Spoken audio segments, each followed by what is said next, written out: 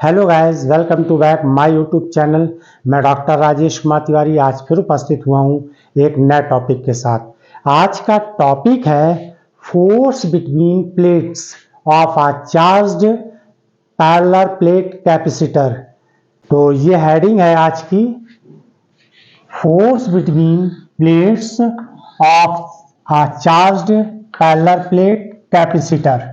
Capacitor के बारे में मैंने बहुत सारे वीडियो बनाए हुए हैं, तो आपको ये पता ही होगा कि कैपेसिटर क्या होता है। फिर भी सिंपल सा यहाँ है कि एक प्लेट लेते ए, जिसको हम पॉजिटिव चार्ज देते हैं।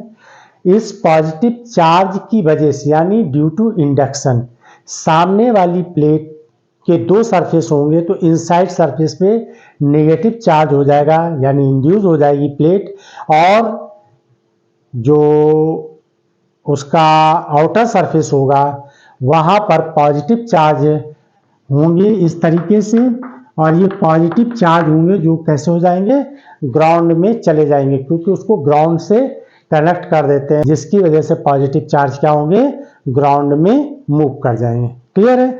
ये एक बेसिक बात है, ये फंडामेंटल बात है यहाँ पर, कि इस तरीके से ये जो कंस्ट्रक्शन बना है इसी को हम कैपेसिटर कहते हैं। फिर एक बार बता देते हैं कि दो प्लेट होती है, एक ए प्लेट एक बी प्लेट। ए प्लेट को पॉजिटिव चार्ज देंगे ड्यू टू इंडक्शन, यानी प्रेरण के कारण प्रेरित हो जाती। बी प्लेट में इन साइड जो है निगेटिव चार्ज आ जाते हैं और आउटसाइड में पॉजिटिव चार्ज है। आउटसाइड वाले में क्या करते हैं, उसको ग्राउंडेड कर देते हैं प्लेट को। आउटर सरफेस होता है जिस पर पॉजिटिव चार्ज कैसे हो जाते, इस प्लेट की वजह से, यानी ए प्लेट के पॉजिटिव चार्ज की वजह से क्या हो जाते हैं, रिपल हो जाते हैं, जिसको हम ग्राउंडेड कर देते हैं, और वो क्या हो जाते हैं, पॉजिटिव चार्ज अर्थ में मूव कर जाते हैं। फाइनली ए प्लेट पर पॉजिटिव चार्ज और बी प्लेट पर नेगेटिव चार्ज आ जाते हैं। दोनों इक्वल अमाउंट में होते हैं लेकिन अपोजिट चार्ज होते हैं। फाइनली ए प्लेट पर पॉजिटिव चार्ज होते हैं और बी प्लेट पर इन साइड कैसे होते हैं, निगेटिव चार्ज होते हैं, जिनका मैग्नीट्यूड कैसा होता है, इक्वल होता है। इसी को हम क्या बोलते हैं, पैरेलल प्लेट कैपेसिटर बोलते हैं। क्लियर है? अब देखिए यहाँ पर हमें निकालना है फोर्स। इसके बीच, यानी इन दोनों प्लेटों के बीच में फोर्स कितना लगेगा। चार्ज अगर इक्वल है तो इसका मतलब है कि दोनों में फोर्स इक्वल ही लगेगा, बट डायरेक्शन का डिफरेंस होगा, सिर्फ डायरेक्शन का डिफरेंस होगा। तो आज हम जो बेस मानेंगे वो प्लेट ए को बेस मानकर फोर्स निकालेंगे, और जो फोर्स की वैल्यू निकल कर आएगी, मैग्नीट्यूड, वो दोनों प्लेट के लिए क्या होंगी, फोर्स इक्वल ही लगाएंगे, बस डायरेक्शन अलग अलग होगा। क्लियर है? यानी एक बी प्लेट ए प्लेट की तरफ, ए प्लेट बी प्लेट की तरफ लगाएगी, यानी फाइनली यहाँ पर जो फोर्स निकलेगा, जो अट्रैक्शन फोर्स होगा, यहाँ अट्रैक्शन फोर्स इसलिए बोल रहे हैं क्योंकि एक प्लेट पर पॉजिटिव चार्ज है और दूसरी प्लेट पर नेगेटिव चार्ज है, तो फोर्स भी कैसा होगा, फोर्स यहाँ पर अट्रैक्टिव फोर्स होगा।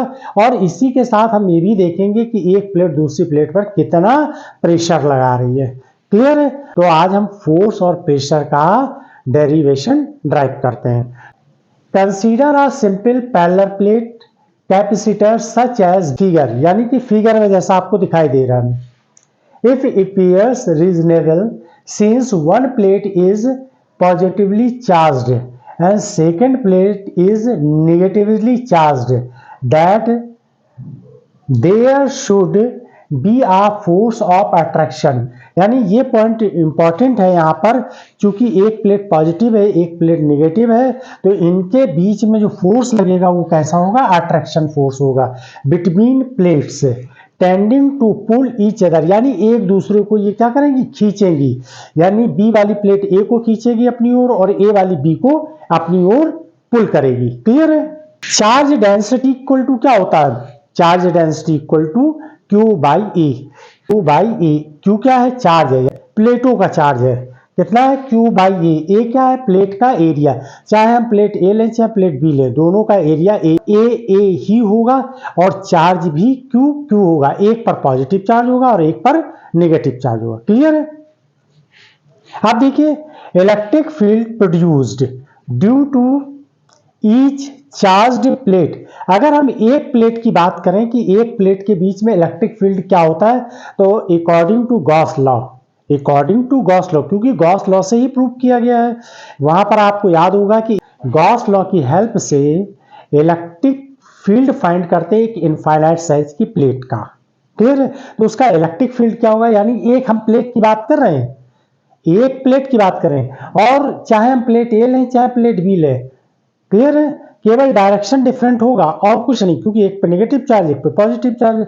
प्लेट ए की इलेक्ट्रिक फील्ड फाइंड करें तो E1 equal to sigma by 2 epsilon naught, sigma by 2 epsilon naught, ये गॉस लॉ की हेल्प से निकाली गई थी वैल्यू। क्लियर है? और इसका लिंक मैंने डिस्क्रिप्शन में दे दिया है, वहां जाकर आप इसका डेरिवेशन देख सकते हैं। अब दूसरा पॉइंट इंपॉर्टेंट, बीच में क्या होगा, दोनों प्लेटों के बीच में इलेक्ट्रिक फील्ड क्या होगी।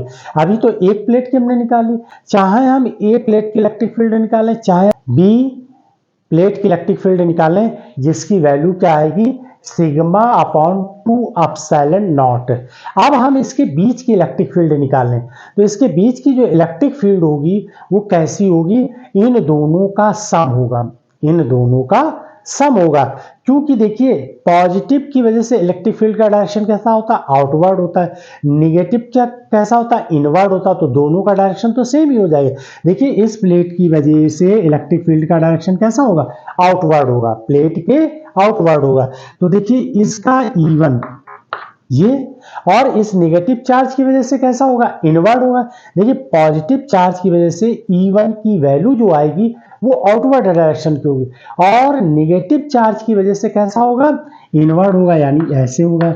इसकी भी वैल्यू E1 है, तो दोनों का सम करेंगे तो 2E1 आ जाएगा, और जिसको हम किससे रिप्रेजेंट करेंगे, E से। क्लियर है? तो यहां पर जो वैल्यू निकल कर आएगी फाइनली वो क्या होगी, E1 equal to E upon 2 हो जाएगा। क्लियर है? तो यहां पे ये एक रिलेशन निकल कर आ गया। अब देखिए E बराबर क्या हो जाएगा, 2E1 हो जाएगा, 2E1।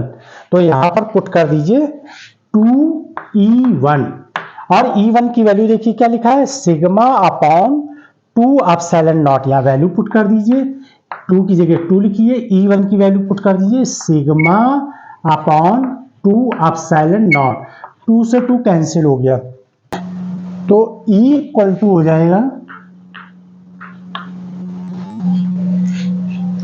Sigma upon epsilon not, और सिग्मा की वैल्यू क्या है, सिग्मा की वैल्यू है Q बाई ए, तो यहां पर Q बाई ए पुट कर दीजिए, तो एप्सिलॉन नॉट और E, यानी ये E की वैल्यू आ जाएगी। क्लियर है? और यहां पर E1 E2 के बीच में ये रिलेशन भी आ गया। तो रिलेशन अगर आपको लिखना हो तो रिलेशन बिटवीन